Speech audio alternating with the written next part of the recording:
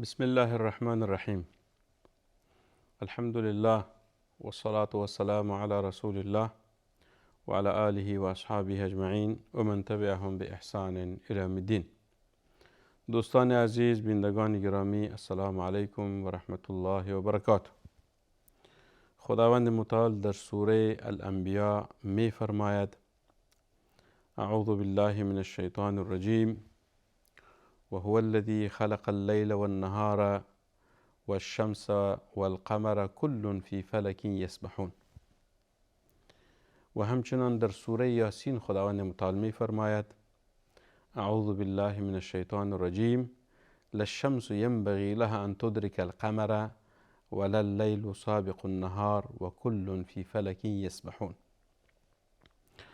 دوستا، یکی از مسائل قرآن و جهان مسائل کونی هست که خداوند بارها و بارها به او اشاره کرده است تا ما این انسان ها در همین مخلوقات خداوند و در نظام جهان باندیشیم و نهایتاً به این نتیجه برسیم که واقعاً خداوند خالق و آفریدگار جهان هست و خداوند این جهان را به همین زیبایی و نظم و نسق آفریده است. فتبارک الله احسن الخالقین. خداوند ذات با برکت است که بهترین آفریدگار هست. بهترین آفریدگار هست. یکی از مسائل جهان دوستا که امروز به اشاره میکنیم، آیت را که خدمت شما تلاوت کردیم، همین مسائل است که جهان از کتله سیاه و تاریک تشکیل شده است. جهان از کتله سیاه و تاریک تشکیل شده است. در سوره انبیاء خداوند متعال چی میفرماید؟ خداوند متعال میفرماید: اعوذ بالله من الشیطان الرجیم و هو الذی خلق اللیل والنهار. خداوند ذات است که آفریده است شب و روز را، و الشمس و القمر، و آفتاب و مهتاب را آفریده است. کل فی فلک یسبحون، که هر یکی از همین ستاره ها و سیاره ها چی میکنند؟ در مدارش شنا میزنند. در مدارشان شنا میزنند.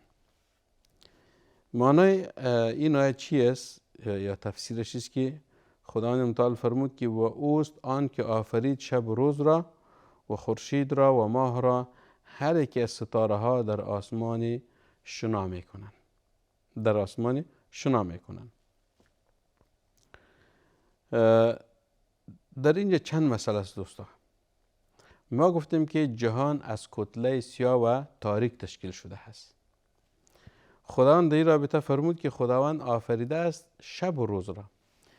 یکی از اعجاز قرآن کریم الفاظ قرآن هست دوستا.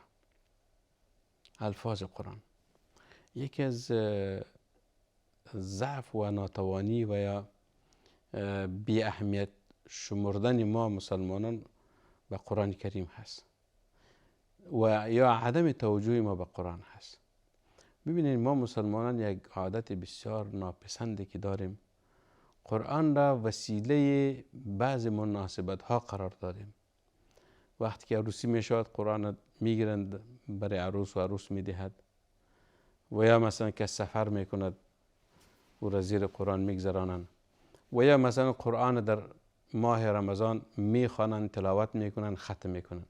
کار خوبی است در رمضان انسان قرآن بخواند، ختم بکند، بیاموزد، تلاوت بکند، ولی باید ما در اصل موضوع قرآن هم توجه کنیم که خداوند از ما چی خواسته است. هدف نزول قرآن چی هست؟ آیا تنها با تلاوت قرآن اکتفا بکنیم دیگر مسئله تمام شد؟ نه خیر. تلاوت قرآن یک بخش از بخش‌های اهداف قرآن است که ما باید قرآن تلاوت کنیم به خاطر ثواب، ولی مسئله مهمش مسائل قرآن است. خداوند متعال از ما چی خواسته است؟ این آیت مطلبش چی هست؟ چرا خداوند این آیت به این شکل ذکر کرد؟ این کلمه را چرا اول خداوند ذکر کرد؟ مثلا ببینید در اینجا در همین آیه سوره انبیاء آیه 33 خداوند چی فرمود؟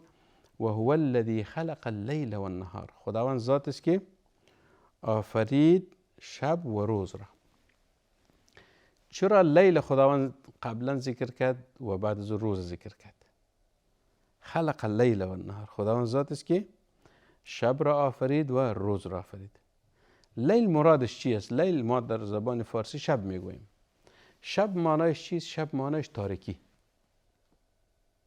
وقتی که ما میگیم شب هست به معنای است که تاریک است. نهار چی است؟ نهار به معنای روشنی. روشنی چرا میگوید؟ یعنی روز. روز به معنای چیست؟ روز به معنای است که روشن است، یعنی آل آفتاب یا خورشید طلوع کرده است. ببینید در قرآن کریم در سوره های اخیر قرآن کریم، یعنی در جز اخیر قرآن کریم ما آیت های خیلی زیاد رو داریم و یک سوره است به نام سوره اللیل. سوره اللیل. این سوره اللیل چی است؟ بعد از سوره الشمس است و قبل سوره الضحی هست. سوره اللیل. سوره اللیل. در اینجا خداوند متعال چی فرمود؟ واللیل اذا یغشی. و بعد از او فرمود والنهار اذا تجلی. قسم به شبی که اذا یغشی همه چیز را می پوشاند. و النهار و قسم به روزی که اذا تجلی وقتی که تجلی می کند، روشن می شود. شب تاریک شد، همه چیزها را پوشاند. مثلا در آیه دیگر است که وجعلنا اللیل لباسا. ما شب را لباس قرار دادیم. لباس به این معنی است که جسم انسان می پوشاند. شب هم چی می کند؟ همه جهان را می پوشاند به تاریکی هایش. و النهار اذا تجلی. بعد از خداوند روز ذکر کرد. هدف ما چیست؟ هدف ما است که اول خداوند لیل ذکر کرد، بعد از او و النهار. و اللیل اذا یغشی و النهار اذا تجلی. و این سوره اللیل میگوین. و در قرآن کریم ما سوره نداریم که او را به نام سوره النهار یاد کنند. سوره النهار. سوره اللیل هست ولی سوره النهار نیست. به چی معنی؟ به این معنی که علما امروز کشف کردند که جهان از کتله سیاه و تاریک تشکیل شده است. جهان از کتله سیاه و تاریک تشکیل شده است. پس تاریکی اصل هست و نور عارضی هست. لذا وقتی که سفینه های فضایی سفر کردن، با مجردی که از محدوده زمین اونها خارج شدن، با تاریکی های انبوه روبرو شدن.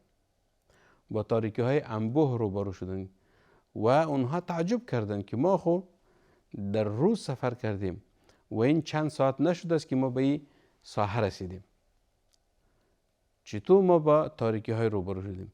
پس علم هم ثابت کرده است که جهان یکی از کتله های سیاه و تاریکی تشکیل شده است. از کتله سیاه و تاریکی تشکیل شده است. ببینید در سوره الشمس هم که قبل سوره اللیل است، خداوند متعال چی فرمود که والشمس و ضحاها والقمر اذا تلاها والنهار اذا جلاها. در آیه اولی خداوند قسم به چی یاد کرد؟ والشمس و ضحاها، آفتاب و روشنیش. والقمر اذا تلاها، قسم به مهتاب وقتی که تلاها بعد از آفتاب می آید. والنهار اذا جلاها، و قسم به روز وقتی که جلاها روشن می سازد. پس در اینجا والقمر اذا تلاها والنهار اذا جلاها. آیه 2 درباره قمر هست، مهتاب. آیه 3 درباره روز هست. مهتاب چی معنی؟ یعنی مهتاب در شب طلوع می کند، در روز خونه نمی باشد. ما چی وقت مهتاب ببینیم؟ وقتی که شب داخل شود. با مجرد دخول شب مهتاب ما می بینیم. وقتی که روز باشد مهتاب موجود است ولی ما او را نمی بینیم. وقتی که روز باشد ستاره ها هست ولی ما اون را نمی بینیم.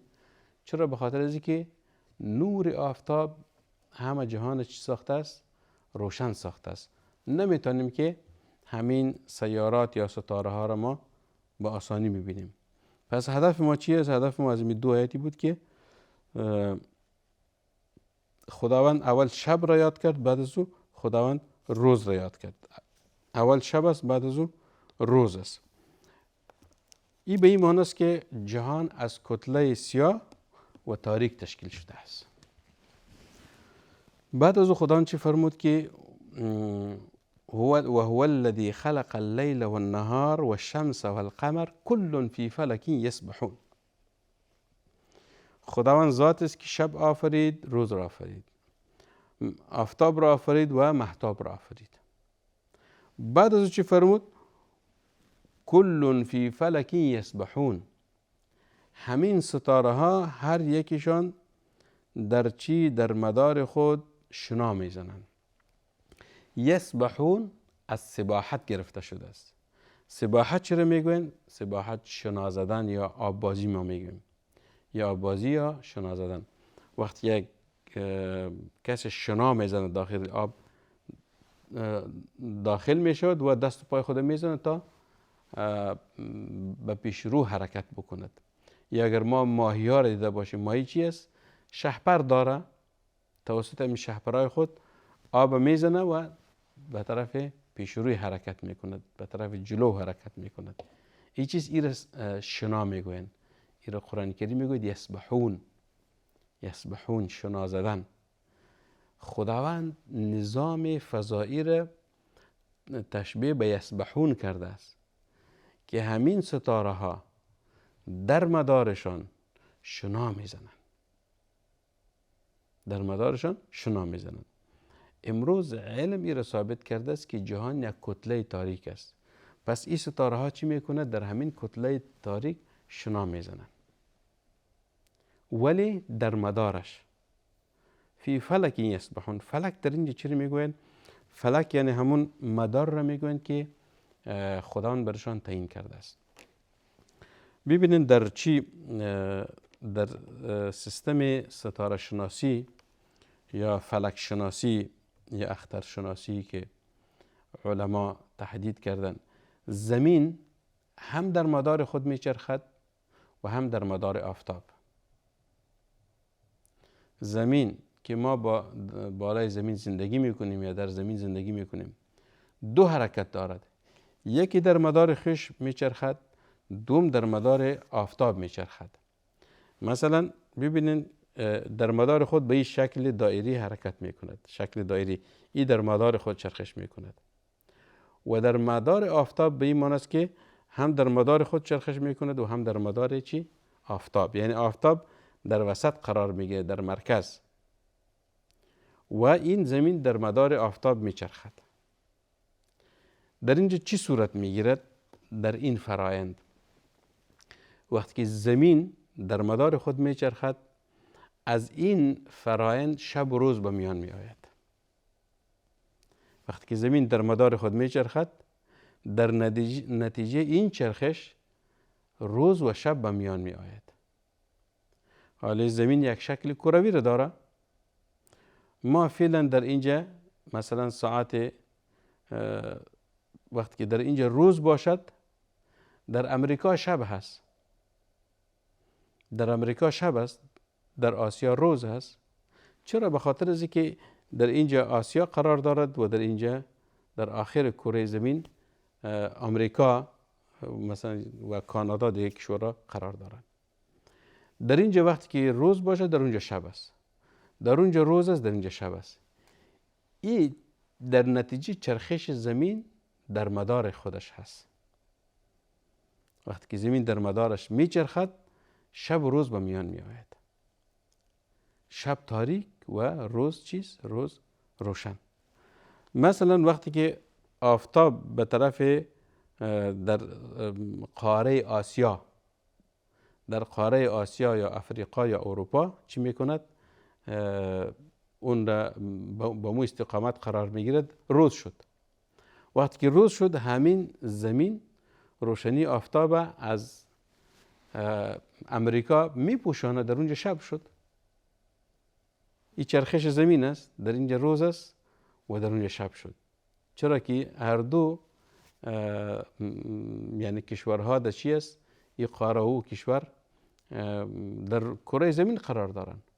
وقتی که اینجا امریکا آمد، آسیا یعنی قاره آسیا در پشت سر قرار میگیرد، در اون تاریکی شد. تاریکی شب هست و روشنی روز هست. این مدار زمین است در چی؟ در چرخش است. خداوند متعال میفرماید کل فی فلک یسبحون. این یسبحون خداوند تعبیر کرده است که در فضا تمام ستاره ها و یا سیاره ها چی میکنند؟ میچرخند در مدارشان. وقتی که زمین در مدار خود میچرخد، در نتیجه این چرخش شب روز به میان میاد. وقتی که زمین در مدار آفتاب میچرخد، وقتی که آفتاب در اینجا مثلا در وسط باشد، زمین به این شکل دور میخورد، این در مدار خویش است. وقتی که به این شکل دور میخورد، این در مدار چیز؟ در مدار آفتاب است، یعنی آفتاب است. به این شکل در چی است؟ در مدار آفتاب میچرخد. وقتی که چرخید، در نتیجه چرخیدنش در مدار آفتاب یا خورشید 4 فصل به میان میاد. فصل بهار، فصل تابستان، فصل خزان و فصل زمستان. یعنی بهار چی است؟ هر چیز سرسبز می شود. هر چیز سرسبز می شود. تابستان چیز؟ هوا گرم می شود، میوه ها پخته می شود. خزان چیز؟ خزان پس درختها زرد می شود، برگ ها می ریزد. زمستان چیز؟ زمستان موسم سرما و سردی هست. برف و باران دیگر در این موسم چی می شود؟ زیاد می شود. خصوصا در کشورهایی که سردنشین هست، در اونجا خیلی برف می شود. در شمال مثلا ببینین کشور روسیه، در سایبریا چقدر برف زیاد می بارد که حتی درجه آن به ما تحت صفر می رسد که اونجا هم انسان ها زندگی می کنند. و یا در قطب شمالی کشورهایی که است همش یخبندان است، یخزده است. هدف ما چیز دوستا؟ خداوند متعال فرمود که کل فی فلک یسبحون. این تمام ستاره ها در مدارشان میچرخند. این چرخش در مدارشان چیست؟ به این معنی است که زمین یا این جهان از کتله سیاه و تاریک تشکیل شده است و در همین تاریکی ها چی میکند؟ همین مخلوقات خداوند شنا میزنند و حرکت میکنند و در مدارشان میچرخد، همون مداری که خداوند برایشان چی کرده است؟ تعیین کرده است و هرگز از مدارش خارج شده نمیتوانند. زمانی که این جهان در هم بر هم بخورد و این سیستمی که فعلا موجود است این از بین برود، اون روز ما روز قیامت میگوییم که جهان به پایان میرسد و یک حالت جدید به این جهان رخ میدهد که دیگر جهان تمام شد، انسان ها یا داخل بهشت میشوند و یا داخل جهنم میشوند. خداوند متعال ما شما را از اهل بهشت قرار بدهد و خداوند متعال ایمان و عقیده ما شما را راسخ و قوی بسازد. و صلی الله و سلم و بارک علی سیدنا و نبینا محمد صلی الله علیه و سلم.